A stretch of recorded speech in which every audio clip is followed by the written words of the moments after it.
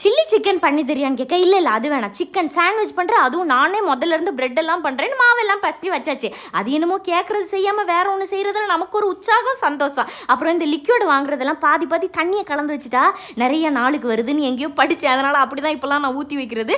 இன்றைக்கி ஒரு எசக்கு பசுக்கான சமையல், ரசம், மீன் பொரிக்கலான்னு மீன் எல்லாத்தையும் காலையிலே எடுத்து வச்சேன். அப்புறம் அதான் இந்த சாண்ட்விச் பண்ணுதே, அது எதுக்கு சாப்பாடு பண்ணிக்கிட்டு நான் அதை டீலில் விட்டு கூட்டும் முட்டையை மட்டும் பண்ணேன். ஆனால் சோறே போகாமல் எதுக்கு கூட்டை மட்டும் பண்ணேன்னு எனக்கே தெரியல. அப்புறம் சாண்ட்விச் ஃபில்லிங் மைனஸ் ஊற்றினா தான் நல்லாயிருக்கும். ஆனால் நான் தான் புதினா இன்னைக்கு விட்டால் காஞ்சி போயிருன்னு சொல்லி இதில் அரைச்சி கொட்டிட்டேன். ஆனால் பார்க்க செம்மையாக இருந்துச்சு. அப்புறம் சன் டிவி வரலாற்றில் முதன் முறையாக என் பிரெட்டு சப்பி போன தோசைக்கல் மாதிரி வராமல் நல்லா புப்பி பொத்து பொத்துன்னு வந்துச்சு.